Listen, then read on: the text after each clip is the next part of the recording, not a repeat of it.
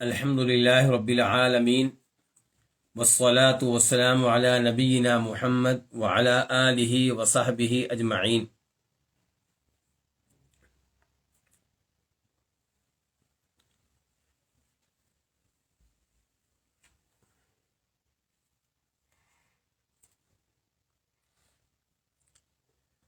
آج ہم کتاب التوحید کے ساتھ ہیں، اللہ کے فضل و کرم سے۔ کتاب التوحید الذی هو حق اللہ علی العبید، یہ اس کتاب کا پورا نام ہے کہ یہ کتاب اس توحید کے بارے میں ہے جو توحید اللہ کا اللہ کے بندوں پہ حق ہے۔ آپ جانتے ہیں توحید کی کتنی اقسام ہیں؟ 3۔ ایک توحید ربوبیت، اور ایک توحید الوہیت جس کو توحید عبادت بھی کہتے ہیں، اور ایک توحید اسماء و صفات۔ تو اس کتاب کا موضوع کون سی توحید ہے؟ توحید الوہیت، توحید عبادت۔ یہ اللہ تعالیٰ کا بندوں پہ حق ہے کہ بندے اللہ تعالیٰ کی عبادت کریں اور اس کے ساتھ عبادت میں کسی کو شریک نہ کریں، جیسا کہ یہ ایک حدیث کا مفہوم ہے جسے روایت کرتے ہیں معاذ بن جبل نبی علیہ الصلوۃ والسلام سے۔ تو یہ پورا نام کتاب التوحید الذی هو حق اللہ علی العبید۔ کتاب کے مؤلف کون ہیں؟ امام محمد بن عبد الوہاب رحمہ اللہ۔ کب فوت ہوئے ہیں؟ 1206 ہجری میں، جن کے 1206۔ اور یہ بڑی عظیم الشان یہ کتاب ہے۔ آج ہم اس کا 25واں باب شروع کرنے لگے ہیں۔ 25واں باب کیا ہے؟ باب ما جاء فی الکہان ونحبہم، باب ان چیزوں کے بارے میں ہے، اور یہاں چیزوں سے مراد کون سی چیزیں ہیں؟ نصوص، آیات و احادیث، آثار۔ ما سے مراد کیا ہوگا پھر؟ قرآن کی آیتیں۔ ما سے مراد کیا ہوگا؟ احادیث۔ ما سے مراد کیا ہوگا؟ آثار۔ تو باب ہے ان نصوص کے بارے میں جو کاہنوں وغیرہ کے بارے میں آئی ہیں۔ الکوہان جمع ہے کس کی؟ کاہن کی۔ ونحبہم، کاہن اور کاہن جیسے لوگ۔ کاہن کون ہوتے ہیں؟ کاہن جو غیبی امور کو جاننے کا دعویٰ کرتے ہیں، جو غیبی خبریں بتاتے ہیں، اور اس کی باقاعدہ جو تعریف کی ہے علماء کرام نے وہ یہ ہے کہ کاہن وہ ہے جو غیب کو جاننے کا دعویٰ کرتا ہے اور مستقبل کے امور کو جاننے کا دعویٰ کرتا ہے، اور یہ وہ دعویٰ کرتا ہے کہ ایسے اسباب کے بغیر میں جانتا ہوں، لیکن یہ معلومات جو میں نے دی ہیں کیا یہ معمول کے طریقے کے مطابق دی ہیں یا معمول سے ہٹ کر؟ معمول کا طریقہ ہے، میرا پروگرام ہے، میں جانتا ہوں اپنا پروگرام، یا میں آپ کے بارے میں کہتا ہوں کہ آپ 1 مہینے کے بعد شادی کرنے والی ہیں۔ کیوں؟ کیونکہ آپ نے مجھے بتایا ہے، آپ کے بھائیوں نے مجھے بتایا ہے۔ تو یہ خبر جو میں نے دی ہے، اس دینے کی وجہ سے کیا میں کاہن بن گیا ہوں؟ نہیں، کیونکہ یہ معلومات میں نے دی ہیں روٹین کے طریقے سے۔ یہ تو معمول کا طریقہ ہے، یہ وہ طریقہ جو سب استعمال کرتے ہیں۔ کاہن وہ ہوگا جو روٹین سے ہٹ کر دعویٰ کرے کہ میں یہ معلومات جانتا ہوں، ایسے طریقے سے جو روٹین سے ہٹ کر ہے، جو معمول سے ہٹ کر ہے۔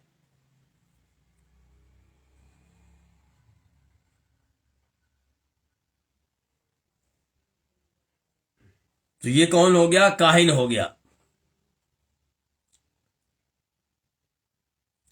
ایک لفظ ہوتا ہے عراف، وہ آگے آئے گا، تو جب آئے گا تب اس کی تعریف کریں گے، تب بتائیں گے کہ عراف کس کو کہتے ہیں۔ لیکن ویسے یہاں پہ یہ بات کر دوں کہ ایک ہوتا ہے قائف۔ قائف کسے کہتے ہیں؟ کھوجی کو۔ کھوجی تو آپ جانتے ہوں گے نا، کھوجی کون ہوتا ہے؟ جو پاؤں کے نشانات دیکھ کر بتا دیتا ہے کہ یہ آدمی کدھر گیا ہے، کدھر سے آیا تھا، یا پاؤں دیکھ کر بتا دے گا کہ یہ کس کا بیٹا ہے۔ اگر اس کے قریب ہی لیٹا ہوا ہے اس کا باپ، تو بتا دے گا کہ یہ اس کا بیٹا ہے، اس کا بیٹا نہیں ہے، پاؤں کے نشانات دیکھ کر۔ اس کو کیا کہتے ہیں؟ قائف، کھوجی۔ تو اب کھوجی جو ہے وہ آپ کو بتائے گا کہ یہ اونٹ کدھر گیا ہے. آپ کے گھر سے اونٹ چوری ہو گیا، بین چوری ہوگی، آپ اس کو لے کر آئیں گے، وہ دیکھے گا کہ اس کے پاؤں کے نشانات کدھر جا رہے ہیں، تو وہ بتائے گا کہ یہ کہاں پہ گیا ہے اونٹ. تو کیا اس کو بھی کاہن کہیں گے؟ نہیں، یہ تو معمول کا طریقہ ہے. یہ تو جو بھی اس فن کو سیکھ لے وہ آپ کو بتا دے گا، یہ روٹین سے ہٹ کر چیز نہیں ہے. اچھا، اب یہاں پہ سوال یہ پیدا ہوگا کہ یہ باب کس کے بارے میں؟ کاہن کے بارے میں. اس سے پہلا باب کس کے بارے میں تھا؟ جادو کے بارے میں. اس سے پہلا بھی جادو کے بارے میں. تو جادو اور کاہن، جادوگر اور کاہن، جادو اور کہانت، ان کا آپس میں کیا تعلق ہوا؟ جن پہ جادو ہوتا ہے، جو سمجھتے ہیں کہ ہمارے اوپر جادو ہوا ہے، وہ پھر گھر میں چین سے نہیں بیٹھتے، وہ جاتے ہیں یا تو کسی جادوگر کے پاس جائیں گے یا کسی کاہن کے پاس جائیں گے. ہمیں بتاؤ بھی ہمارے اوپر جادو ہوا ہے کہ نہیں ہوا، ہوا تو کس نے کیا ہے، کہاں پہ یہ جادو پڑا ہوا ہے، کیسے ہم اس جادو کو کھول سکتے ہیں. جن پہ جادو ہوتا ہے یا سمجھتے ہیں کہ جادو ہوا ہے، وہ کس کے پاس آتے ہیں؟ جادوگر کے ساتھ ساتھ کاہن کے پاس بھی آتے ہیں. تو یہ تعلق ہے اس موضوع کا گزشتہ باب کے موضوع سے. تو باب کیا ہوا؟ ما جاء، جو کچھ آیا ہے. کیا جو کچھ؟ مراد جو نصوص آئی ہیں، جو کچھ آیا ہے کاہنوں کے بارے میں، ونحوہم، اور ان جیسوں کے بارے میں. روا مسلم فی صحیح، امام مسلم روایت کرتے ہیں اپنی صحیح میں، عن بعض ازواج النبی صلی اللہ علیہ وسلم، کس سے روایت کرتے ہیں؟ نبی علیہ السلام کی بیویوں میں سے کسی ایک سے. اور وہ روایت کرتی ہیں کس سے؟ عن النبی صلی اللہ علیہ وسلم، نبی صلی اللہ علیہ وسلم سے. تو یہاں پہ صحابی جو روایت کرنے والے ہیں اللہ کے نبی سے، ان کا نام مذکور نہیں ہے. تو کیا یہ حدیث قابل قبول ہے؟ پتہ ہی نہیں ہے کہ کون سے صحابی ہیں، پتہ ہی نہیں کہ آپ کی بیویوں میں سے کون سی بیوی اس حدیث کو روایت کر رہی ہیں. چونکہ صحابہ کرام سارے کے سارے قابل اعتماد ہیں، قابل اعتبار ہیں، عادل ہیں، شک و شبہ سے بالا تر ہیں حدیث کی روایت کرنے میں. اس لیے اگر صحابی کا نام مذکور نہ ہو تب بھی حدیث کیا ہوگی؟ قابل قبول ہوگی. لیکن اگر صحابی سے روایت کرنے والا تابعی نام معلوم ہو، تب تابعی یہ کہے کہ مجھے حدیث بتائی تھی کسی تابعی نے، کسی نے، اور وہ روایت کر رہے تھے صحابی سے، تو کیا وہ حدیث قابل قبول ہوگی؟ نہیں، وہ حدیث ضعیف قرار پائے گی. صحابہ کے علاوہ یہ اعزاز کسی اور کے لیے نہیں ہے کہ ہم آنکھیں بند کر کے ان پہ کیا کریں؟ اعتماد کریں. تابعی کا نام بتایا جائے گا تو ہم پتہ کریں گے کہ یہ تابعی قابل اعتبار ہے یا نہیں، ثقہ ہے یا نہیں، عادل ہے یا نہیں. اس کے مطابق حدیث پہ حکم لگے گا کہ حدیث صحیح ہے کہ ضعیف ہے. لیکن اگر صحابی سے روایت کرنے والا تابعی، تابعی سے روایت کرنے والا تبع تابعی، تبع تابعی سے روایت کرنے والا وہ امام جس نے اس حدیث کو اپنی کتاب میں جگہ دی ہے، یہ سارے قابل اعتماد ہوں، قابل اعتبار ہوں، اور صحابی کے بارے میں معلوم نہ ہو رہا ہو کہ کون سے صحابی ہیں، تو حدیث کی صحت پہ کوئی فرق نہیں پڑے گا، حدیث قابل قبول ہوگی. تو اب یہ حدیث قابل قبول ہے یا نہیں؟ قابل قبول ہے، اگرچہ صحابی کے نام معلوم نہیں. قال، فرمایا کس نے؟ نبی صلی اللہ علیہ وسلم نے. من اتا عرافا، جو آیا کسی عراف کے پاس، فسألہ، تو اس سے سوال کیا، عن شیء، کسی بھی چیز کے بارے میں. یعنی کہ کسی عراف کے پاس آیا. عراف کون ہے؟ یہ بھی ان میں سے ایک ہے جو غیبی امور بتانے کا دعویٰ کرتے ہیں. لیکن فرق کیا ہے عراف میں اور کاہن میں؟ کاہن کی تعریف میں ذکر کر چکا ہوں. تو عراف کی جو باریک دقیق تعریف کی گئی ہے وہ یہ کہ جو غیبی چیزوں کے مقامات کو جاننے کا دعویٰ کرتا ہو، دعویٰ کرتا ہو کہ میں غیبی چیزوں کے مقامات کو جانتا ہوں، اور وہ یہ کہتا ہو کہ میں جانتا ہوں ایسی علامات کے ذریعے جو عام طور پہ روٹین میں استعمال نہیں ہوتے.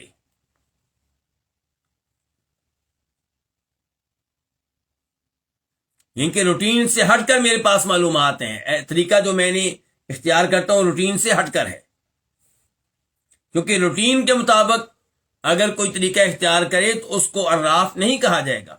مثال کے طور پہ آپ کی گاڑی ہے، آپ یہاں پہ بیٹھے ہوئے ہیں، اب وہ آپ سے غائب ہے. اس وقت آپ اپنے بیٹے کو فون کرتے ہیں، بیٹا گاڑی کہاں کھڑی ہے، وہ بتا رہا ہے فلاں جگہ پہ کھڑی ہے، تو آپ ہمیں بتاتے ہیں لو جی مجھے معلوم ہو گیا گاڑی کے بارے میں کہاں کھڑی ہے، تو میں بھی عراف ہو گیا؟ نہیں.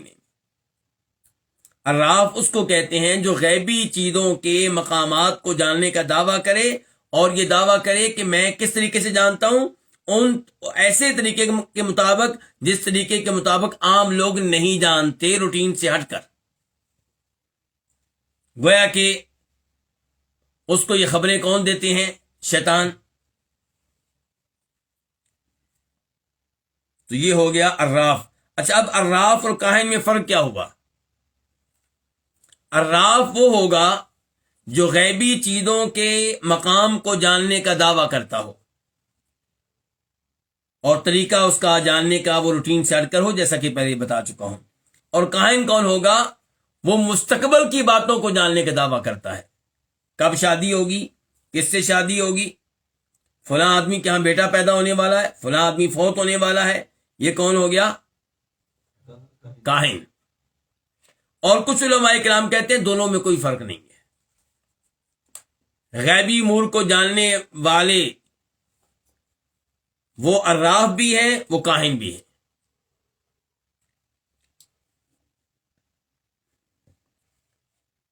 جنہوں نے فرق کیا ہے مجھے امید ہے کہ ان کا فرق آپ جان چکے ہوں گے. کیا فرق ہوا پھر؟ عراف وہ ہے جو غیبی چیزوں کے مقامات کو جاننے کا دعویٰ کرتا ہو. مثال کے طور پہ آپ کی بھینس چوری ہو گئی ہے، وہ کہاں پہ کھڑی ہے. اور کاہن کون ہے؟ جو مستقبل کی باتیں بتانے کا دعویٰ کرتا ہو، یہ کام ہونے والا ہے، یہ نہیں ہونے والا. تو اب اللہ کے نبی فرما رہے ہیں صلی اللہ علیہ وسلم کہ من اتا عرافن، جو کسی عراف کے پاس آیا، غیبی امور کا علم رکھنے کا دعویٰ کرنے والے کے پاس آیا، جس کا دعویٰ ہے کہ غیبی امور کا میں علم رکھتا ہوں. اور دقیق تعریف کریں گے تو پھر وہی بات ہے کہ غیبی چیزوں کے مقام کو جانتا ہوں. فسألہ، پس اس نے اس سے سوال کیا. کس نے؟ آنے والے نے. کس سے سوال کیا؟ عراف سے. یعنی کہ آپ کہہ لیں اس کو عامل کہہ لیں، ہمارے یہاں کیا کہا جاتا ہے، عامل، نجومی. ان کے پاس کوئی آیا، جادوگر کے پاس آیا. فسألہ عن شیء، اس سے سوال کیا کسی چیز کے بارے میں. سوال کیا کہ جی مجھے بتائیں میری شادی کب ہوگی، میری شادی کس لڑکی سے ہوگی. فصدقہ، اور اس کی تصدیق کی. پھر اس کی کیا کی؟ یعنی کہ اس کو سچا جانا ان معلومات میں جو اس نے دی ہیں. کس نے سچا جانا؟ آنے والے نے. لم تقبل، نہیں قبول ہوگی، لہو اس کی، صلاۃ النماز، 40 یومن، کتنے روز تک؟ 40 دن تک. 40 کو 5 سے ضرب دیں، کتنی نمازیں ہو گئی؟ 200 نمازیں اس کی قبول نہیں ہوگی. اس سے آپ اندازہ لگا سکتے ہیں کہ کتنا بڑا جرم ہے. کیا جرم ہے؟ اس کے پاس جانا جو یہ دعویٰ کرتا ہو کہ میں غیبی امور کو جانتا ہوں، چاہے وہ اپنے آپ کو پیر کہے، چاہے اپنے آپ کو شیخ کہے، چاہے اپنے آپ کو قاری صاحب کہے، چاہے جادوگر کے نام سے معروف ہو، چاہے عامل کے نام سے معروف ہو، چاہے نجومی کے نام سے معروف ہو.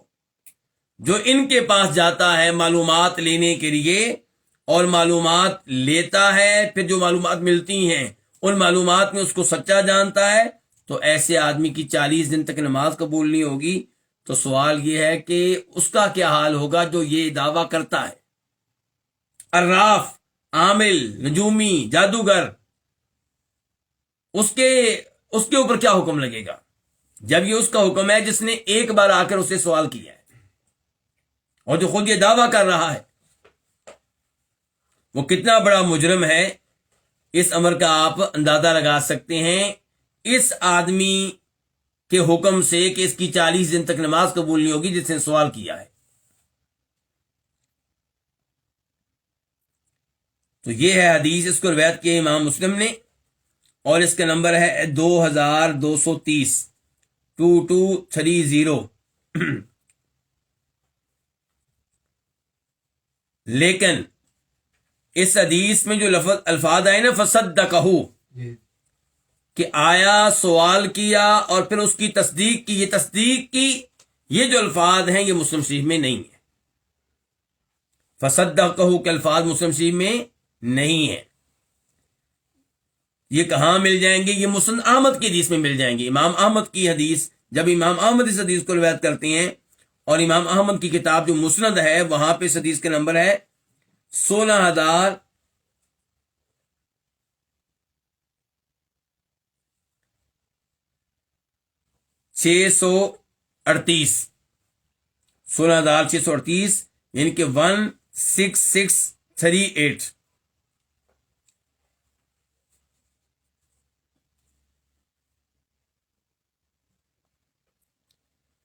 اچھا، اب سوال یہ ہے اس کا کیا مطلب ہے کہ اس کی نماز 40 دن تک قبول نہیں ہوگی؟ اس کا مطلب ہے پھر وہ نماز نہ ہی پڑھے. کیا ضرورت ہے اتنی محنت کرنے کی؟ کیوں جی؟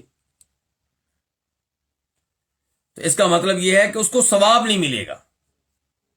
40 دن کی نمازیں پڑھنے پہ اسے ثواب نہیں ملے گا، لیکن نماز اس سے مطلوب ہے. شریعت اس سے مطالبہ ہے کہ نماز پڑھو، اور اسے نماز پڑھنا پڑے گی. نماز پڑھے گا تو اس کی ذمہ داری ادا ہوگی. اور 40 دنوں کے بعد یہ نہیں کہا جائے گا کہ ان نمازوں کی قضا دو، کیونکہ پہلی نمازیں تو ہوئی نہیں ہیں. تو ثواب کا ملنا نہ ملنا اور چیز ہے، اور جو اس کے اوپر فرضیت تھی نماز پڑھنے کی اس کا پورا ہو جانا یہ اور چیز ہے.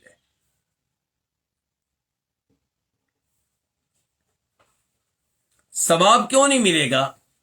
اس بارے میں علماء کرام کہتے ہیں کہ جو اس نے یہ گناہ کیا ہے، عراف سے سوال کر کے، عامل سے سوال کر کے، نجومی سے سوال کر کے، اور اس کی تصدیق کر کے، یہ 40 دن کی نمازیں پڑھنے سے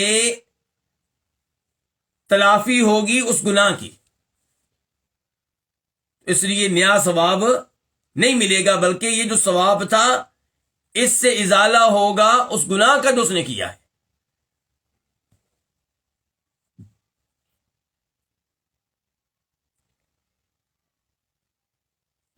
اب بڑھتے ہیں اس حدیث کی طرف جو اس کے بعد آئی ہے. وعن ابی ہریرہ عن النبی صلی اللہ علیہ وسلم قال، ابو ہریرہ رضی اللہ عنہ سے روایت ہے، وہ روایت کرتے ہیں کس سے؟ نبی صلی اللہ علیہ وسلم سے. قال، کہ آپ نے فرمایا، من اتا کاہنن، جو آیا کسی کاہن کے پاس. پہلی حدیث میں کیا الفاظ آئے تھے؟ عراف. اب یہاں پہ کیا آیا؟ کاہن. اور بتا چکا ہوں کئی علماء کرام کا موقف یہ ہے کہ دونوں کا معنی ایک ہی ہے. غیبی امور کا دعویٰ کرنے والا اسے عراف بھی کہا جائے گا، کاہن بھی کہا جائے گا. اور کئی علماء کرام کے ہاں ان دونوں میں فرق ہے. تو فرق کیا ہے؟ عراف پھر کون ہے؟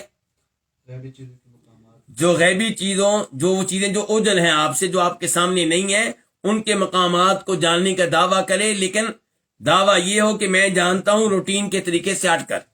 معلومات کا ذریعہ جو ہے وہ ذریعہ نہیں ہے جو عام طور پہ لوگوں کا ہوتا ہے. اور دوسرا کون ہے؟ کاہن. تو کاہن جب آپ فرق کریں گے تو اس سے مراد وہ آدمی ہے جو یہ دعویٰ کرتا ہے کہ میں مستقبل کی باتیں جانتا ہوں، کیا ہونے والا ہے کیا نہیں ہونے والا. تو من اتا کاہنن، جو کسی کاہن کے پاس آئے، فصدقہ، تو اس کی تصدیق کرے، بما یقول، اس میں جو وہ کہتا ہے، اس کی کیا کرے؟ اس میں تصدیق کرے. کون کہتا ہے؟ وہ کاہن. فقد کفر، تو پس تحقیق اس نے کفر کیا. کس نے؟ یہ آنے والے نے، یہ تصدیق کرنے والے نے کفر کیا. بما انزل علی محمد، اس دین کا، اس قرآن کا جو نازل کیا گیا کس پہ؟ جناب محمد صلی اللہ علیہ وسلم پہ. اس حدیث کو رواہ ابو داؤد کس نے روایت کی؟ امام ابو داؤد نے. اچھا جی، ابو داؤد شریف میں اس کا نمبر کیا ہے؟ 3904. 3904۔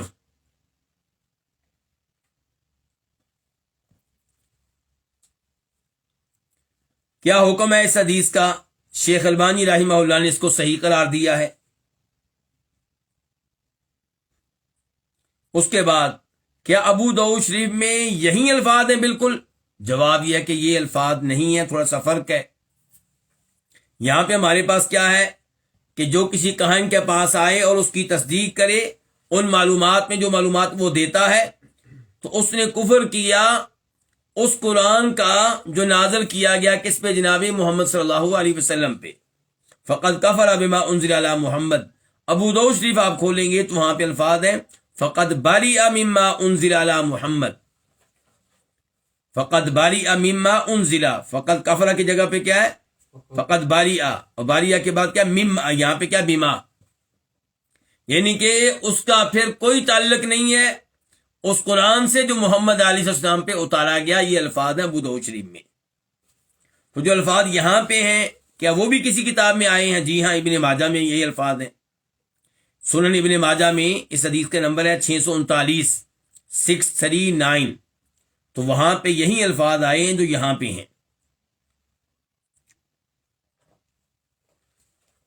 تو یہاں پہ سوال یہ پیدا ہوتا ہے کہ یہ کافر کیسے ہو گیا؟ اتنا بڑا حکم لگا دیا گیا ہے، کیونکہ قرآن یہ عقیدہ میں دیتا ہے کہ اللہ کے علاوہ کوئی عالم الغیب نہیں ہے۔ مثال کے طور پہ سورہ نمل میں آپ چلے جائیں، قُلْ لَا يَعْلَمُ مَنْ فِي السَّمَاوَاتِ وَالْأَرْضِ الْغَيْبَ إِلَّا اللَّهُ، کہ آسمان والوں میں کوئی عالم الغیب نہیں ہے، زمین والوں میں کوئی عالم الغیب نہیں ہے، الا اللہ، سوائے کس کے؟ اللہ کے۔ اور جو کاہن کے پاس آیا اور اس سے سوال کیا اور پھر جو جواب ملا اس کی تصدیق کر دی، اس کا مطلب ہے کہ یہ کہہ رہا ہے کہ یہ غیب جانتا ہے۔ قرآن نے کہا تھا اللہ کے علاوہ کوئی غیب نہیں جانتا۔ انبیاء کرام علیہم السلام کئی غیبی باتیں جانتے تھے، لیکن اتنی جتنی اللہ نے بتا دی، اس کے علاوہ وہ بھی عالم الغیب نہیں تھے۔ لیکن انبیاء کرام علیہم السلام کے دنیا سے چلے جانے کے بعد اب غیبی باتیں معلوم ہونے کا زمانہ نہیں رہا، اب اس کا کوئی راستہ نہیں رہا، تو پھر بھی آپ کسی عامل نجومی کو عالم الغیب مانتے ہیں اور یہ سمجھتے ہیں کہ اس کے پاس غیبی خبریں ہوتی ہیں، تو اس کا مطلب یہ ہے کہ آپ قرآن کو نہیں مانتے، قرآن کی اس آیت کو نہیں مانتے کہ اللہ کے علاوہ کوئی عالم الغیب نہیں ہے، تو اس لیے پھر ایسا شخص کیا ہو گیا؟ کافر ہو گیا۔ بلکہ قرآن کی ایک اور آیت بھی ہے، سورہ یونس آیت نمبر 20 فَقُلْ إِنَّمَا الْغَيْبُ لِلَّهِ، آپ کہہ دیں کہ غیب صرف اور صرف کس کے پاس ہے؟ اللہ کے پاس ہے۔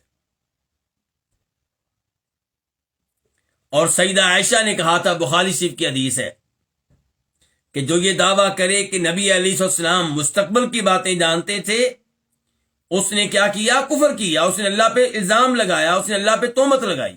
سیدہ عائشہ کے الفاظ ہیں تہمت لگائی، اور اللہ پہ تہمت لگانے والا کیا ہو جائے گا پھر؟ ان کے قرآن کی آیت کا، قرآن کے عقیدے کا جو انکار کرے وہ کافر ہے۔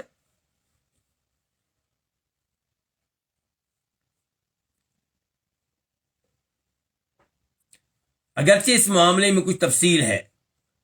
تفصیل کیا ہے؟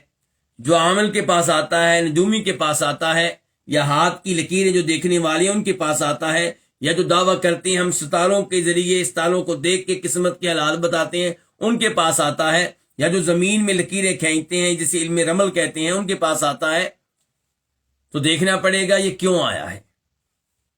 اگر وہ اس لیے آیا ہے کہ وہ سمجھتا ہے کہ یہ غیبی باتیں جانتا ہے، تو ایسا شخص اس سے معلومات لینے کے بعد، اس کی تصدیق کرنے کے بعد کیا ہو جائے گا؟ کافر ہو جائے گا، دین اسلام سے نکل جائے گا۔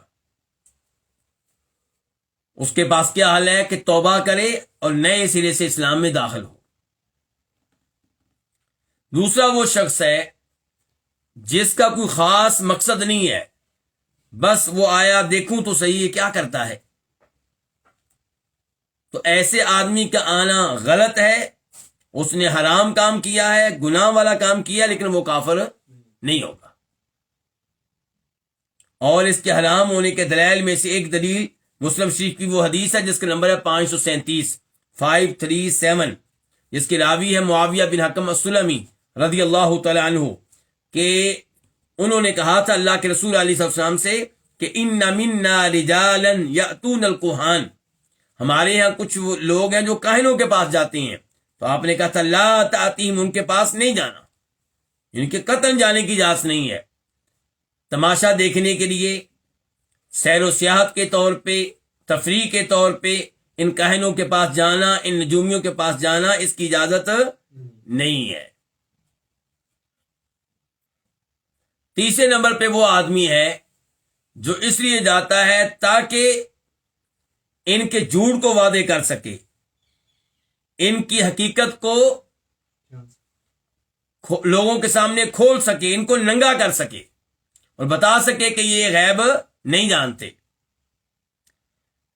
جب اس مقصد کے لیے کوئی جائے گا تو اس کا جانا بالکل ٹھیک ہے اور اسے اس عمل پہ اجر و ثواب ملے گا. شرط یہ ہے کہ اسے اللہ کے فضل و کرم کے بعد اعتماد ہو کہ میں اس کو شکست دے سکتا ہوں، میں اس کو لاجواب کر سکتا ہوں، میں اس سے متاثر ہونے والا نہیں ہوں.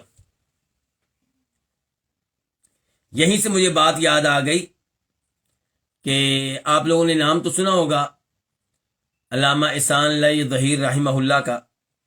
ان کے والد حاجی ظہور الہی، ان کے بارے میں یہ آتا ہے کہ بتایا گیا کہ فلاں پیر صاحب آئے ہوئے ہیں جی، اور لوگ ان کے پاس جا رہے ہیں بڑی عقیدت سے اور غیب جاننے کا دعویٰ کرتے ہیں. تو حاجی ظہور الہی جوتا لے کر ان کے سر پہ کھڑے ہو گئے. کہا یہ بتاؤ کہ میں تمہیں جوتا ماروں گا کہ نہیں ماروں گا؟ اب ظاہر ہے کہ اگر وہ کہتا کہ نہیں مارو گے تو حاجی صاحب نے مار دینا تھا، اگر وہ کہتا نہیں مارو گے، اگر وہ کہے گا کہ آپ ماریں گے تو پھر نہیں مارنا تھا. تو اب وہ کیا ہو گیا؟ لاجواب ہو گیا. اس کے پاس یہاں سے نکلنے کا کوئی راستہ باقی نہیں بچا. تو اگر اس طرح کوئی جاتا ہے یہ واضح کرنے کے لیے پبلک کے سامنے کہ یہ گمراہ شخص ہے، یہ غیب بالکل نہیں جانتا، تو پھر جانے میں کوئی حرج نہیں ہے، بلکہ اس پہ انشاءاللہ اجر و ثواب ملے گا.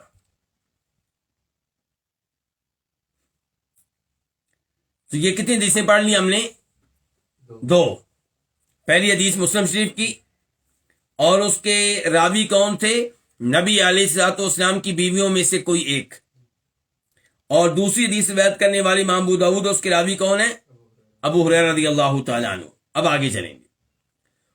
آپ کی کتاب میں کیا آگے؟ پہلے آپ بتائیں، آپ لوگوں کی ایڈیشن میں نسخے میں کیا ہے جی؟ وَلِلْأَرْبَعَةِ وَالْحَاكِمِ، یہی میرے پاس ہے، ٹھیک ہے. وَلِلْأَرْبَعَةِ وَالْحَاكِمِ وَقَالَ صَحِيحٌ عَلَى شَرْطِهِمَا، اور اربع میں ہے. اربع عام طور پہ کس کو کہتے ہیں؟ حدیث کے چار اماموں کو. کون کون سے؟ امام ابو داؤد، امام ترمذی، امام نسائی، امام ابن ماجہ. ان کو کیا کہا جاتا ہے؟ اصحاب اربع، سنن، اصحاب سنن بھی کہا جاتا ہے کہ ان چاروں کی کتابیں کیا ہیں؟ سنن ہیں. تو یہ کہہ رہے ہیں کہ اربع میں ہے اور حاکم میں ہے. وقال، اور امام حاکم نے کہا صحیح علی شرطہما، کہ یہ حدیث صحیح ہے ان کی شرائط کے مطابق. کن کی شرائط کے مطابق؟ شرطہما تثنیہ ہے، امام بخاری اور امام مسلم. کیسے پتا چلا امام بخاری امام مسلم؟ کیونکہ امام حاکم کی جو حدیث کی کتاب ہے اس کے نام کیا ہے؟ کون بتائے گا آپ میں سے؟ المستدرک علی الصحیحین. کیا نام ہے؟ المستدرک علی الصحیحین. اس کتاب میں امام حاکم نے احادیث جمع کی ہیں اور ان کا دعویٰ ہے. کن کا؟ امام حاکم کا. ان کا یہ موقف ہے کہ میں نے اپنی اس کتاب میں وہ احادیث جمع کی ہیں جو امام بخاری اور امام مسلم کے معیار کے مطابق ہیں، لیکن وہ ان احادیث کو اپنی کتابوں میں نہیں لے کر آئے، میں لے کر آیا ہوں. تو یہ حدیث جو ہے اس کو امام حاکم لے کر آئے اور کہا صحیح، یہ صحیح علی شرطہما، ان دونوں کے معیار کے مطابق، ان دونوں کی شرط کے مطابق. ان کی شرط کے مطابق یعنی کہ امام بخاری جس شرط کے مطابق احادیث کو اپنی کتاب میں جگہ دیتی ہیں اور امام مسلم جس شرط کے مطابق احادیث کو اپنی کتاب میں جگہ دیتے ہیں، یہ حدیث ان کی شرائط پہ پوری اترتی ہے، ان کے معیار کی ہے. آگے کیا جی؟ عن کے بعد کیا ہے؟ ابو ہریرہ ہے جی آپ کی کتاب میں؟ یہاں پہ خالی جگہ ہے میرے پاس، اور بہت سے نسخوں میں عن کے بعد کیا ہے؟ خالی جگہ۔ یہ خالی جگہ کا کیا کیا جائے؟ عام طور پہ کتاب التوحید کے جو ایڈیشن اور نسخے اور کاپیاں ہیں ان میں یہ جگہ خالی ہے، لیکن ایک دو نسخے ایسے ہیں جہاں پہ یہ ہے کہ وعنہ قال، اور انہی سے روایت ہے کہ انہوں نے کہا۔ انہی سے کن سے؟ ابو ہریرہ سے، کیونکہ پچھلی حدیث کے راوی کون تھے؟ ابو ہریرہ۔ پچھلی حدیث کے راوی تھے ابو ہریرہ، تو یہاں پہ خالی جگہ میں کون ہے؟ ابو ہریرہ، کہ ابو ہریرہ سے روایت ہے۔ اور اگلی حدیث جو ہے وہ واقعی ابو ہریرہ روایت کرتے ہیں۔ اگر آپ کتب حدیث کھولیں گے تو جو حدیث آگے آ رہی ہے اسے روایت کرنے والے کون ہیں؟ ابو ہریرہ ہی ہیں۔ اچھا، اب مسئلہ رہتا ہے حل ہونے والا ولیل اربع کا۔ کس کا مسئلہ رہتا ہے؟ ولیل اربع کا۔ تو یہاں پہ کتاب التوحید کی ایک شرح ہے، اس کا نام ہے تیسیر العزیز الحمید۔ اس کے مؤلف ہیں شیخ سلیمان، یہ امام محمد بن عبد الوہاب رحمہ اللہ کی اولاد میں سے ہیں۔ وہ کہتے ہیں کہ مصنف نے نسبت کی ہے حدیث کی اربع کی طرف، حدیث کے چار اماموں کی طرف۔ کون کون؟ ابو داؤد، ترمذی، نسائی، ابن ماجہ۔ جبکہ یہ حدیث ان کے پاس نہیں ہے، ان میں سے کسی نے بھی اس حدیث کو روایت نہیں کیا۔ کس حدیث کو؟ جو آگے ابھی آنے والی ہے، جو گزر گئی ہے اس کی بات نہیں ہو رہی، جو آگے آنے والی ہے۔ شیخ سلیمان کہتے ہیں میرا خیال یہ ہے کہ مصنف نے امام محمد بن الوہاب رحمہ اللہ نے اس مسئلے میں پیروی کی ہے حافظ ابن حجر رحمہ اللہ کی۔ حافظ ابن حجر رحمہ اللہ نے فتح الباری میں، فتح الباری کیا ہے؟ صحیح بخاری کی شرح، وہاں پہ نسبت کی ہے اس حدیث کی اصحاب سنن کی طرف اور امام حاکم کی طرف۔ اور یہ وہم ہے، یہ کیا ہے؟ یہ وہم ہے، یہ درست نہیں ہے۔ کہتے ہیں وَلَعَلَّهُ أَرَادَ الَّذِي قَبْلَهُ، یہ ممکن ہے کہ مؤلف کا مقصد یہ ہو کہ وہ حدیث جو اس سے پہلے گزری ہے، یہ کہ جو حدیث گزری ہے اس کے بارے میں کیا کہا؟ رواہ ابو داؤد، اس کو کس نے روایت کی؟ امام ابو داؤد نے۔ ولیل اربع، اور یہ حدیث کے چاروں اماموں کے پاس ہے۔ کن کے پاس؟ ابو داؤد کے پاس، جن کے نمبر پہلے میں لکھوا چکا ہوں۔ کیا نمبر لکھوایا جی میں نے آپ لوگوں کو؟ 3904، 3904۔ اور ترمذی میں بھی حدیث موجود ہے، وہاں پہ اس کا نمبر ہے 135، 135۔ ابن ماجہ میں موجود ہے، اس کا نمبر پہلے آپ کو لکھوا چکا ہوں، 639، 639۔ اور امام نسائی نے بھی اس کو روایت کیا، لیکن المجتبی میں نہیں۔ امام نسائی کی حدیث کی دو مشہور کتابیں ہیں سنن کے نام سے، السنن صغرا، سنن الکبریٰ، ایک حدیث کی چھوٹی کتاب اور ایک حدیث کی بڑی کتاب۔ تو عام طور پہ جب ہم کہتے ہیں امام نسائی نے اس حدیث کو روایت کیا تو اس سے مراد کیا ہوتا ہے؟ حدیث کی چھوٹی کتاب، جس کو صغرا بھی کہتے ہیں اور مجتبی بھی کہتے ہیں، جس میں سلیکٹڈ حدیث ہیں۔ اور ایک ہے ان کی حدیث کی بڑی کتاب، جس کو کیا کہتے ہیں؟ الکبریٰ۔ تو یہ حدیث جو ہے امام نسائی نے روایت کی کس میں؟ الکبریٰ میں، سنن الکبریٰ میں، اور وہاں پہ اس کا نمبر ہے 8968، 8968۔ تو اگر اربع سے مراد یہ ہے کہ یہ جو حدیث گزر چکی ہے اس کو روایت کیا ہے ان چار اماموں نے، تو یہ بات ٹھیک ہے۔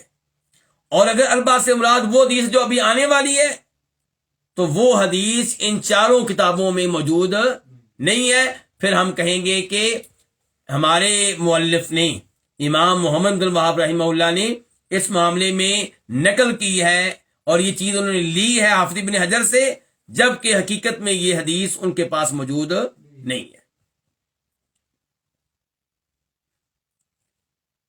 والحاکم، اور امام حاکم، وقال، اور انہوں نے کہا کہ صحیح علی شرط ما، کی حدیث صحیح ہے ان کی شرائط کے مطابق۔ کون سی؟ جو بھی آگے آنے والی ہے، اور جو حدیث آنے والی ہے یہ امام حاکم کی کتاب میں واقعی موجود ہے۔ المستدرک میں یہ حدیث موجود ہے اور وہاں پہ اس کا نمبر ہے 15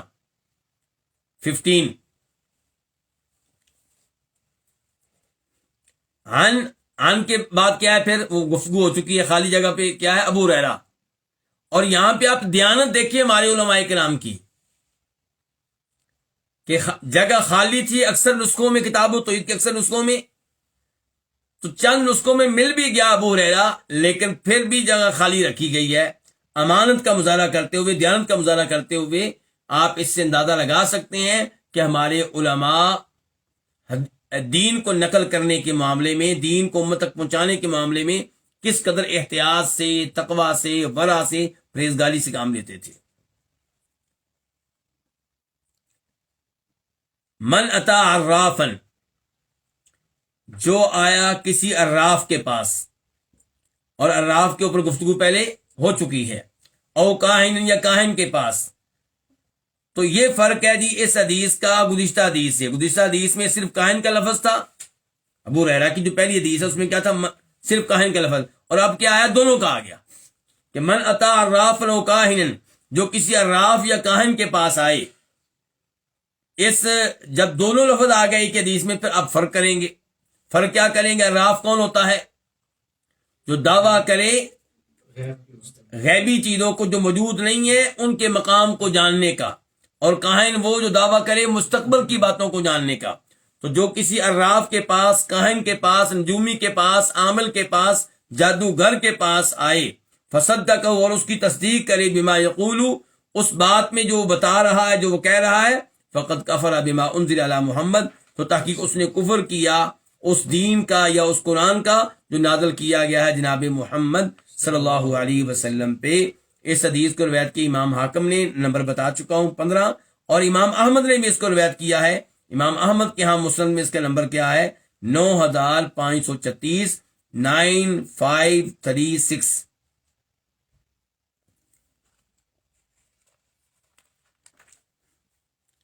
ولی ابی یعلا بسند جید، اور ابو یعلا کے ہاں جید سند کے ساتھ، عمدہ سند کے ساتھ روایت ہے. کس سے؟ عن ابن مسعود، عبداللہ بن مسعود رضی اللہ تعالیٰ عنہ سے، مثلہ، اس جیسی روایت. کس جیسی؟ جیسی روایت ابھی ہم نے پڑھی ہے ابو ہریرہ کی دوسری روایت جو بھی پڑھی ہم نے، اس جیسی روایت جو ہے عبداللہ بن مسعود سے بھی ہے، لیکن وہ کیا ہے؟ موقوفاً. وہ کیا ہے؟ موقوف ہے. ایک لفظ ہوتا ہے مرفوع، ایک لفظ کیا ہوتا ہے؟ موقوف. مرفوع وہ حدیث جس کی نسبت صحابی کریں کس کی طرف؟ نبی علیہ الصلوۃ والسلام کی طرف. صحابی کریں یا جو بھی راوی ہے وہ اس حدیث کی نسبت اللہ کے نبی کی طرف کرے اور کہے اللہ کے نبی نے یہ کہا، اللہ کے نبی نے یہ کام کیا، اللہ کی موجودگی میں یہ کام ہوا، تو اس حدیث کو کیا کہیں گے؟ مرفوع. اور موقوف ان الفاظ کو کہتے ہیں، اس عمل کو کہتے ہیں جس کی نسبت کی گئی ہو کس کی طرف؟ صحابی کی طرف. تو یعنی کہ ابو یعلا میں، مسند ابو یعلا میں یہ الفاظ موجود ہیں، لیکن وہاں پہ یہ نہیں ہے کہ اللہ کے رسول نے کہا، وہاں پہ یہ ہے کہ عبداللہ بن مسعود نے کہا.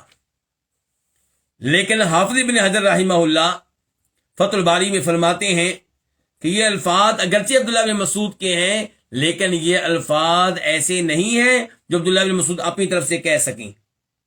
یہ تو بہت بڑا دعویٰ ہے، یہ تو کوئی نبی بیان کر سکتا ہے کیا کہ جناب جو کسی عامل کے پاس آئے، عراف کے پاس آئے، کاہن کے پاس آئے اور اس کی تصدیق کرے تو وہ کافر ہو گیا. یہ الفاظ عبداللہ بن مسعود اپنی طرف سے نہیں کہہ سکتے. تو اس لیے اگرچہ یہ الفاظ ان کے ہیں لیکن مرفوع کے حکم میں ہیں. یہ کون کہہ رہے ہیں؟ حافظ ابن حجر رحمہ اللہ کہہ رہے ہیں. کون کہہ رہے ہیں؟ حافظ ابن حجر رحمہ اللہ. اچھا، اب مسند ابو یعلا میں اگر آپ عبداللہ بن مسعود کے الفاظ ڈھونڈنا چاہیں تو وہاں پہ نمبرنگ کیا ہے؟ وہاں پہ 5408، 5408. اس کے بعد وعن عمران بن حسین رضی اللہ عنہ مرفوعا، اور عمران بن حسین سے روایت ہے مرفوعاً، مرفوع یعنی کہ وہ کہتے ہیں اللہ کے رسول نے کہا. اس روایت میں کیا الفاظ ہیں جی؟ لیس منا، ہم میں سے نہیں ہے. کون؟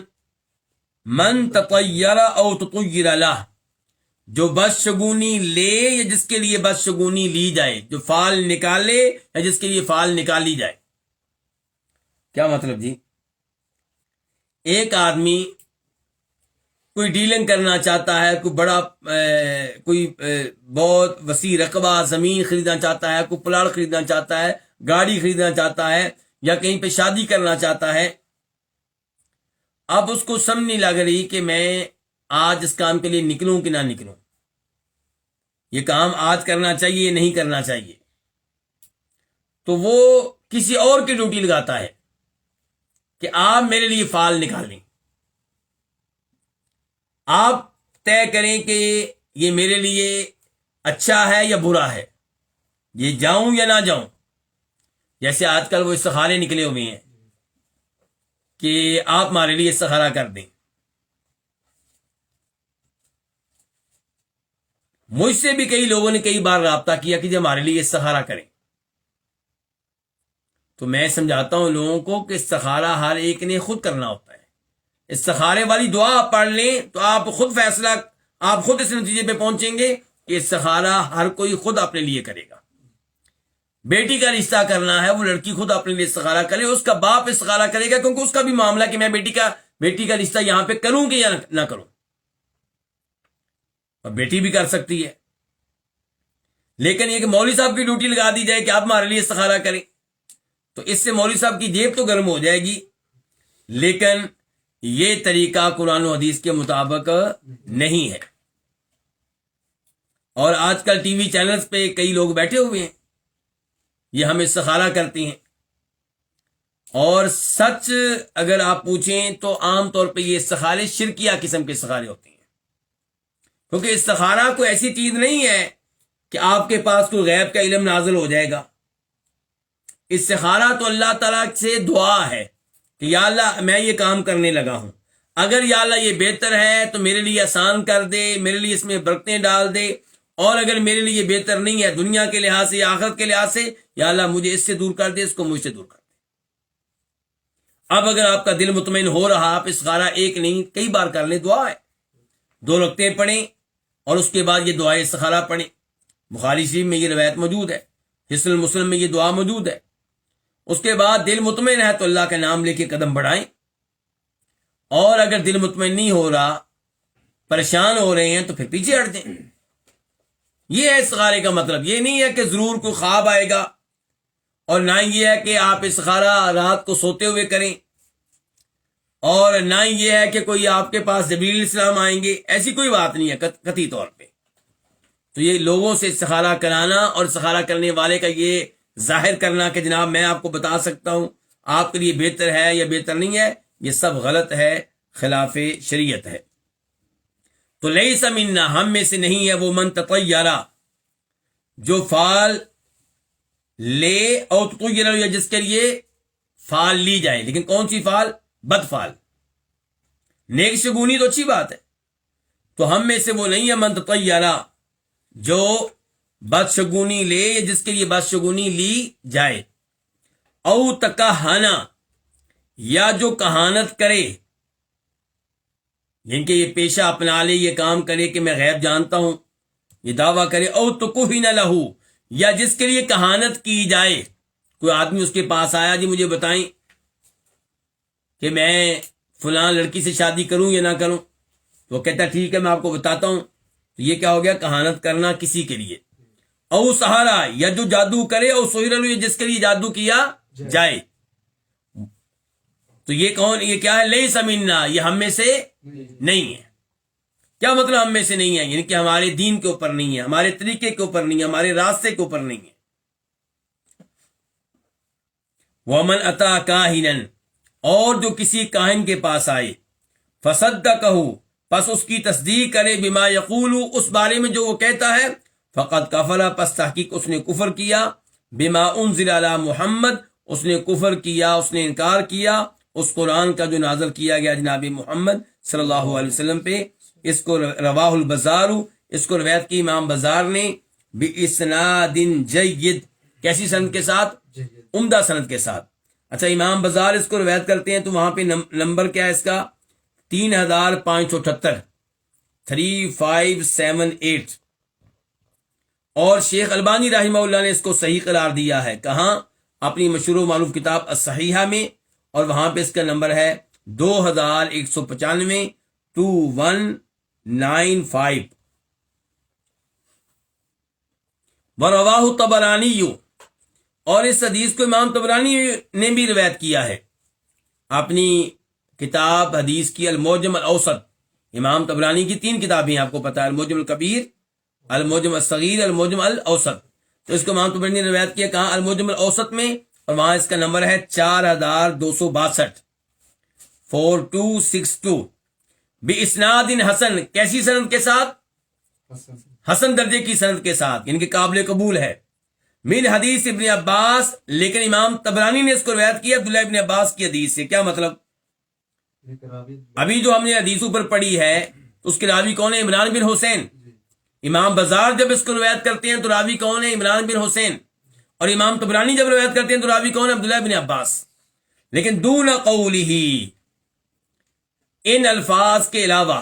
کون سی الفاظ؟ ومن اتا الی آخر تک. دیکھیں ابھی اوپر جو حدیث ہم نے پڑھی عمران بن حسین کی، اس کے 2 حصے ہیں. پہلا حصہ کیا ہے کہ لیس منا، وہ ہم میں سے نہیں جو بدشگونی لے یا جس کے لیے بدشگونی لی جائے، جو کہانت کرے جس کے لیے کہانت کی جائے، جو جادو کرے جس کے لیے جادو کیا جائے. یہ حدیث کا ایک حصہ ہو گیا. دوسرا حصہ اس کے بعد ہے کہ جو کسی کاہن کے پاس آیا اور اس کی تصدیق کی ان الفاظ میں جو وہ کہہ رہا ہے، تو اس نے کفر کیا اس قرآن کا جو جناب محمد پہ نازل ہوا ہے صلی اللہ علیہ وسلم. تو امام طبرانی نے اس حدیث کا صرف پہلا حصہ روایت کیا عبداللہ بن عباس سے. عبداللہ بن عباس والی حدیث میں حدیث کا دوسرا حصہ نہیں ہے. اور یہ جو الفاظ ہیں امام طبرانی والے، یہ جو حدیث ہے امام طبرانی والی، اس کو حسن درجے کا قرار دیا ہے ہمارے مؤلف امام محمد بن عبد الوہاب رحمہ اللہ نے. اور شیخ البانی رحمہ اللہ نے بھی اس کو حسن قرار دیا، لیکن حسن لغیرہ. ان کی کتاب الصحیحہ میں اس کا نمبر آپ لکھ لیں 2650 2650.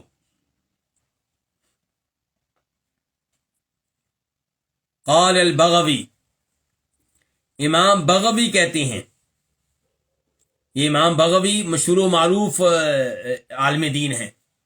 ان کی کون سی کتاب جانتے ہیں آپ؟ ایک تو تفسیر ہے ان کی، تفسیر بغوی، معالم التنزیل جس کو کہتے ہیں. اور ایک ان کی کتاب ہے شرح سنہ، جیسا کہ اسماعیل بھائی نے بتایا. شرح سنہ، شرح سنہ میں کیا ہے؟ انہوں نے احادیث بیان کی اپنی سند سے، اور وہ احادیث انہوں نے بیان کی ہیں جو تقریباً قابل قبول ہیں. پھر ان احادیث کی شرح بھی کی ہے، وضاحت بھی کی، اگر کہیں پہ ضرورت محسوس کی ہے وہ وضاحت فقہ کے لحاظ سے، عقیدہ کے لحاظ سے، الفاظ کے لحاظ سے، دیگر کئی امور کے لحاظ سے. تو بڑی عمدہ یہ کتاب ہے شرح سنہ. اور ان کی ایک کتاب ہے المصابیح. المصابیح وہ بھی حدیث کی کتاب ہے. اس میں یہ کیا کرتے ہیں؟ اس میں انہوں نے احادیث جمع کی ہیں بغیر سند کے. شرح سنہ میں کیا تھا؟ سند کے ساتھ. اور اس میں بغیر سند کے، اور اس میں انہوں نے ترتیب اختیار کی ہے فقہی. مثال کے طور پہ کتاب الصلاۃ، نمازوں کی حدیث، کتاب الصیام، روزوں کی حدیث، کتاب الحج کی حدیث. اور پھر ابواب ان کے نیچے درج کی ہیں، اور باب میں 2 فصلیں ہیں. پہلی فصل میں وہ احادیث ہوں گی جو اس موضوع پہ صحیح بخاری صحیح مسلم کی ہیں. دوسری فصل میں وہ احادیث ہوں گی جو صحیح بخاری صحیح مسلم کے علاوہ دیگر کتب سے ہیں. تو کتاب کا نام کیا رکھا ہے؟ المصابیح. اور یہ وہ کتاب ہے جس کی نسبت سے کیا کہا جاتا ہے؟ مشکات المصابیح. ان کے پھر ایک اور امام آئے خطیب تبریزی، انہوں نے اس کتاب میں اپنے اضافے کیے. تو اضافے کرنے کے بعد اب جو کتاب سامنے آئی تو کیا کہتے ہیں؟ مشکات المصابیح. تو یہ امام بغوی، ان کو شیخ الاسلام قرار دیا امام ذہبی نے. 516 ہجری میں فوت ہوئے ہیں. 516، بہت بڑے امام ہیں. تو یہ کہتے ہیں العراف. اب یہ میں امام بغوی بتانے لگے ہیں عراف کس کو کہتے ہیں. کہتے ہیں العراف الذی یدعی معرفت الامور، یہ وہ ہے جو دعویٰ کرتا ہے امور کو جاننے کا، معاملات کو جاننے کا دعویٰ کرتا ہے بمقدمات، ان علامات کے ذریعے، یستدل بہا، جن سے وہ استدلال کرتا ہے، للمسروقی، چوری کی ہوئی چیز پہ، وہ مکان الضالہ، اور گم شدہ چیز کے مقام پہ، ونحو ذالک، اور اس جیسے امور پہ۔ تو امام بغوی نے کیا کہا؟ راہ پھر کون ہوتا ہے؟ جو یہ جانتا ہے کہ چوری کی ہوئی چیز کہاں پہ ہے، گم شدہ چیز کہاں پہ ہے۔ یہ امام بغوی یہ تعریف عراف کی کس کتاب میں کرتے ہیں؟ شرح السنہ میں۔ لیکن اس کے الفاظ امام محمد عبد الوہاب رحمہ اللہ پورے کے پورے لے کر نہیں آئے، تھوڑا سا انہوں نے اس میں تصرف کیا ہے۔ صحیح الفاظ کیا ہیں ان کے؟ وہ کہتے ہیں هو الذی یدعی معرفت الامور، وہ جو دعویٰ کرتا ہے امور کو جاننے کا، مختلف امور کو جاننے کا، بمقدمات اسباب، ان اسباب کے مقدمات کے ذریعے، یستدل بہا، جن سے استدلال کیا جاتا ہے، علی مواقعہا، ان امور کے مقامات پہ، کل مسروقی، جیسا کہ چوری کی ہوئی چیز ہے، من الذی سرقہا، کس نے اس کو چوری کیا، ومعرفت مکان ضالہ، گمشدہ چیز کی جگہ کہاں پہ ہے۔ تو یہ اور اس سے ملتے جلتے الفاظ کے ساتھ امام بغوی نے عراف کی تعریف کی ہے کہ عراف کس کو کہتے ہیں۔ اور خود امام بغوی نے یہ تعریف کہاں سے لی؟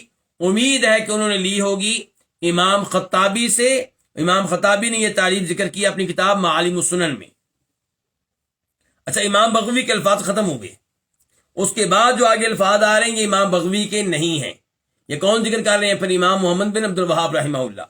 وقیل، اور کہا گیا، هو الکاہن، عراف وہ کاہن ہی ہے، ان کے عراف اور کاہن ایک چیز ہے۔ تو ایک چیز ہے تو بتائیں جی کاہن کہتے کس کو ہیں؟ کہتے ہیں والکاہن، کاہن کیا ہے؟ هو الذی یخبر عن المغیبات فی المستقبل، وہ جو خبریں دیتا ہے مستقبل کی غیبی چیزوں کے بارے میں، یہ ہو گیا کاہن۔ اور اوپر عراف کی تعریف گزر چکی ہے، تو عراف اور ہو گیا، کاہن اور ہو گیا، اور درمیان میں انہوں نے بیان کیا کہ ایک اور یہ ہے کہ عراف کاہن ہی ہوتا ہے۔ وقیل، اور یہ بھی کہا گیا، الذی یخبر عما فی الضمیر، کاہن وہ ہے جو بتائے اس کے بارے میں جو ضمیر میں ہے، دل میں ہے، دل کی باتیں جو بتائے اس کو کیا کہتے ہیں؟ کاہن کہتے ہیں۔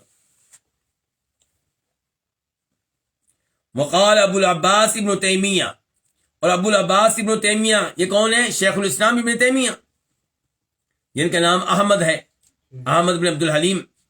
تو وہ کہتے ہیں العراف، عراف کون ہوتا ہے؟ اسم للکاہن والمنجم والرمال ونحوہم، عراف نام ہے کاہن کا، منجم کا، رمال کا، یعنی کہ عراف عام لفظ ہے، اس میں داخل ہوتے ہیں کون کون؟ کاہن، منجم، رمال۔ کاہن کی پہلی باتیں ہو چکی، منجم نجومی، جو ستاروں کو دیکھ کے غیبی باتیں بتانے کا دعویٰ کرے، والرمال، جو زمین میں لکیریں کھینچ کر غیبی امور بتانے کا دعویٰ کرے۔ تو ابن تیمیہ کہتے ہیں عراف کون ہے؟ یہ نام ہے کاہن کا بھی، نجومی کا بھی، اور علم رمل والے کا بھی، ونحو مورن، جیسے دوسروں کا بھی، ممن یتکلم، جو کلام کرتے ہیں، فی معرفت الامور، چیزوں کو جاننے کے بارے میں، بہادی طرقی، ان راستوں کے ذریعے، یہ غیبی راستے جو ہیں۔ اچھا، ابن تیمیہ نے یہ جو کہا ہے یہ ہمیں کہاں ملے گا؟ ان کی کتاب مجموع الفتاوی میں، جلد نمبر 35 اور صفحہ ہوگا 173 173۔ یہاں سے لگتا ہے کہ جیسے ابن تیمیہ نے عراف کی اس تعریف کو پسند کیا ہے، جبکہ آپ پوری بات پڑھیں گے تو پتہ چلے گا کہ انہوں نے کہا ہے کہ کہنے والے کہتے ہیں، کہنے والے کہتے ہیں کہ عراف نام ہے کاہن کا اور نجومی کا اور علم رمل والے کا، یعنی کہ ضروری نہیں کہ ابن تیمیہ اس کے اوپر خود مطمئن ہو۔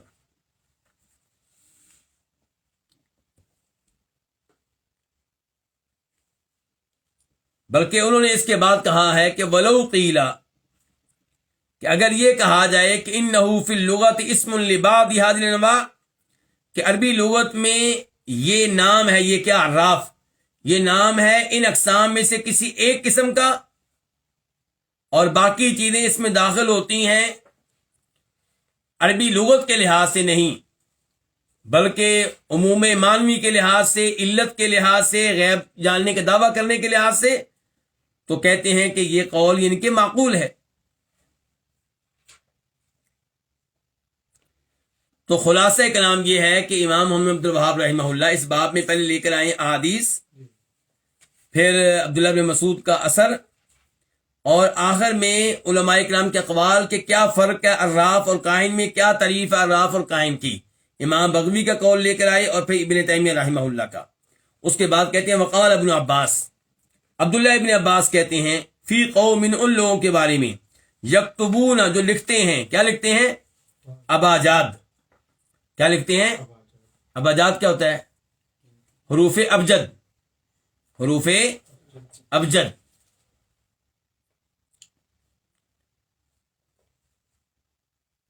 اس سے مراد وہ حروف تہجی ہیں جو ہندسوں پہ دلالت کرتے ہیں۔ آپ نے دیکھا ہوگا نا کئی جگہ پہ کیا لکھا ہوتا ہے 786۔ یہ 786 کہاں سے آیا ہے؟ یہ جو بسم اللہ ہے، بسم اللہ کی با جو ہے یہ کسی ہندسے پہ دلالت کرتی ہے، سین کسی ہندسے پہ دلالت کرتی ہے، میم کسی ہندسے پہ دلالت کرتی ہے، تو بسم اللہ یہ سارے حروف ملائیں تو کتنے بن جاتے ہیں؟ 786۔ تو یہ حروف ابجد کا استعمال ہے کس کے لیے؟ گنتی کے لیے۔ تو کئی لوگ حروف ابجد لکھ کر ان کے ذریعے بھی غیبی باتیں جاننے کا دعویٰ کیا کرتے تھے۔ تو یہ ان کے بارے میں بات ہو رہی ہے۔ عبداللہ بن عباس کہتے ہیں فی قوم، لوگوں کے بارے میں، یکتبون جو لکھتے ہیں اباجاد حروف ابجد، وینظرون فی النجوم یہ دیکھتے ہیں کس میں؟ ستاروں میں، ستاروں کو دیکھتے ہیں اور حروف ابجد لکھتے ہیں، دونوں چیزوں کے ذریعے غیب جاننے کا دعویٰ کرتے ہیں۔ تو عبداللہ بن عباس ان کے بارے میں کہتے ہیں ما ارا، میں نہیں سمجھتا کہ من فعل ذالک، کہ جو یہ کام کرے حروف ابجد لکھنے کا، ستاروں میں دیکھنے کا، غیب جاننے کے لیے، تو میں نہیں سمجھتا کہ لہو عند اللہ من خلاق، اس کا اللہ کے یہاں کوئی حصہ ہوگا، خلاق کوئی حصہ، یعنی کہ جنت میں اس کا کوئی حصہ ہوگا، اجر و ثواب کے لحاظ سے اللہ اس کو کچھ دے گا، میں نہیں سمجھتا اسے کچھ ملے گا۔ یعنی کہ ایسی حرکت کرنے والے محروم ہو گیا کس سے؟ ایمان سے۔ عبداللہ ابن عباس کے یہ الفاظ انہیں کئی ائمہ کرام نے روایت کیا، ان میں سے ایک ہے امام بہقی اپنی کتاب السنن الکبریٰ میں، اور دیگر بھی امام ابن شیبہ نے مصنف میں، امام عبدالرزاق نے اپنی مصنف میں روایت کیا ہے، اور سنن بہقی میں اس کا نمبر ہے 16514، 16514۔ اور ان الفاظ کی جو عبداللہ بن عباس نے کہیں جو سند ہے وہ قابل قبول ہے، صحیح سند ہے۔ عبداللہ بن عباس نے واقعی یہ کلام کیا ہے، یہ بات کہی ہے۔ فیہ مسائل، اب آتے ہیں ان مسائل کی طرف جو ہمیں معلوم ہوئے اس باب سے۔ الاولا، پہلا مسئلہ، انہ لا یجتمع تصدیق الکاہن مع الایمان بالقرآن۔ پہلے ترجمہ کرتے ہیں تصدیق الکاہن کا، کہ کاہن کی تصدیق کرنا، غیبی باتیں بتانے والے کے دعوے کی کیا کرنا؟ تصدیق کرنا، یہ چیز جمع نہیں ہو سکتی قرآن پہ ایمان کے ساتھ۔ یا آپ کاہن کی تصدیق کر لیں یا قرآن پہ ایمان لیں، یا قرآن کو سچا مان لیں یا کاہن کو سچا مان لیں، دونوں چیزیں ایک وقت میں جمع۔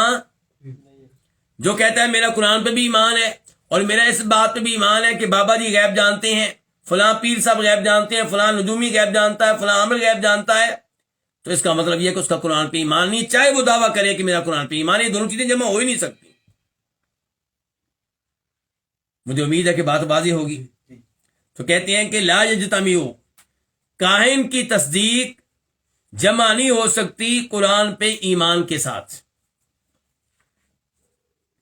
الثانیہ، دوسرا مسئلہ، التصریح بانہ کفر، اس بات کی صراحت کہ یہ چیز کفر ہے۔ یہ کیا؟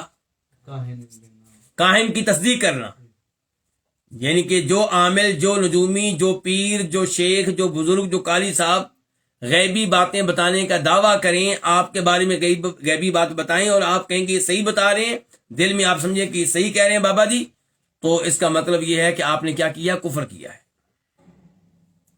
تو صراحت آئی ہے کہ بأنہ کفر کی یہ کفر ہے، اور یہ کئی حدیث میں ہم نے صراحت پڑھی ہے۔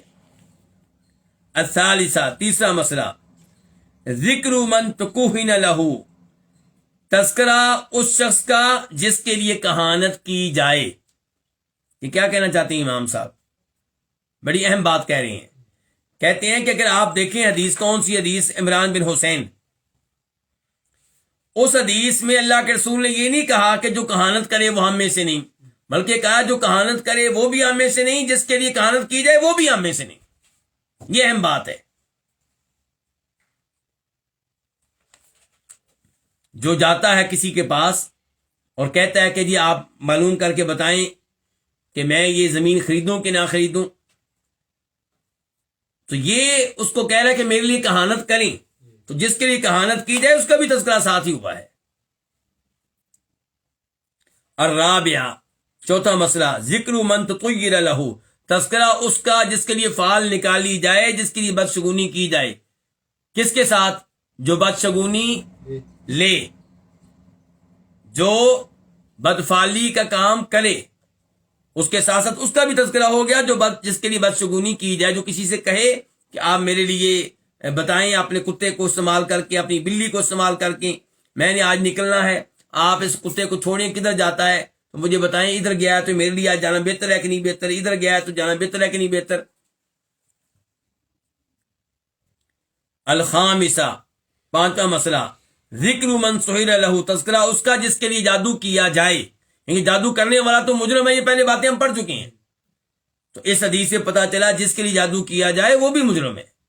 اس کے بارے میں اللہ کے رسول نے کہا وہ ہم میں سے نہیں ہے، ہمارے دین پہ نہیں ہے، ہمارے طریقے پہ نہیں ہے۔ السادسہ، چھٹا مسئلہ، تعلم اباجاد، حروف ابجد کو سیکھنا، یعنی کہ پتہ چلا کہ حروف ابجد کو سیکھنا اگر اس کا مقصد ہے غیبی باتیں معلوم ہو جائیں گی، غیبی باتیں میں بتا سکوں گا، تو پھر یہ حرام ہے، پھر یہ غلط ہے۔ السابعہ، ساتواں مسئلہ، الفرق بین الکاہن والعراف، پتہ چلا کہ کاہن اور عراف کے درمیان کیا ہے؟ فرق ہے۔ تو کیا فرق ہے جی؟ پھر عراف وہ جو یہ دعویٰ کرتا ہے کہ میں غیبی چیزوں کے بارے میں جانتا ہوں، جو چیزیں یہاں ہمارے سامنے نہیں ہیں میں جانتا ہوں کہ وہ کہاں پہ ہیں، اور کاہن وہ ہے جو کہے کہ میں مستقبل کی باتیں جانتا ہوں، کس کی شادی ہونے والی ہے، کون فوت ہونے والا ہے، کس کے یہاں بیٹا پیدا ہونے والا ہے، کون بادشاہ بننے والا ہے، کس کا اقتدار ختم ہونے والا ہے۔ تو یہ فرق ہے کاہن اور عراف کے درمیان، اور یہ بات ذکر ہو چکی ہے کئی علماء کرام کے درمیان، دونوں میں کوئی فرق نہیں ہے۔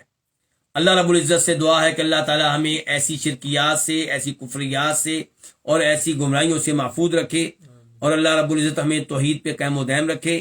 جی شیخ عبد المحسن، اللہ تعالیٰ آپ کو جزائے خیر دے کہ آپ نے یاد کرایا کہ وقت کی تبدیلی، کل سے جو درس ہوگا وہ موجودہ جو وقت ہے اس سے تقریباً آدھا گھنٹہ پہلے ہوگا، یعنی کہ سعودیہ کے لحاظ سے 30 منٹ پہ درس شروع ہوگا۔ 30 کو انگلش میں کیا کہتے ہیں جی؟ 30، 6:30، یعنی کہ 6:30 پہ سعودیہ کے لحاظ سے یہ ٹائمنگ بتا رہا ہوں۔ تو اور باقی لوگوں کی آسانی کے لیے جو سعودیہ میں نہیں رہتے کہ موجودہ وقت سے تقریباً آدھا گھنٹہ پہلے کل سے درس شروع ہوگا انشاءاللہ، کیونکہ اب عشاء کی نماز، ہمارے ہاں عشاء کی نماز اور کئی لوگوں کے ہاں مغرب کی نماز پہلے ہو رہی ہے۔ اللہ رب العزت سے دعا ہے کہ اللہ تعالی ہمیں قرآن و حدیث صحیح معنوں میں سیکھنے کی اور علم کے ساتھ جڑے رہنے کی توفیق عنایت فرمائے۔ وصلی اللہ تعالی علی نبینا محمد وعلی آلہ وصحبہ اجمعین۔